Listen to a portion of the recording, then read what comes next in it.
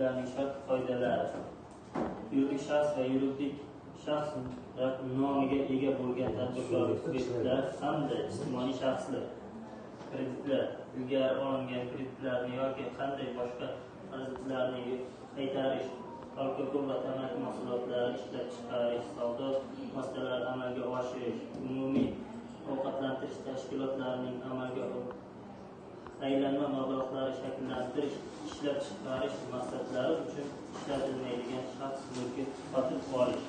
mebel, uy, telefon sotib olish, shuningdek aloqa xizmatlari to'lov maqsadlaridan tashqari olingan tadbirkorlik maqsadlari uchun ajratiladi. Yetarlicha tadbirkorlik subyektlari dehqonchilik, xo'jalik yer maydonlari va aholi tomonidan qishloq xo'jaligi mahsulotlarini kooperatsiya asosida yaratish hamda yetarli yetishtirilgan mahsulotlarni xarid qilish uchun aylanma mablag'lardan to'ldirish uchun ajratiladi. Jismoniy shaxslar 33 million so'mgacha bir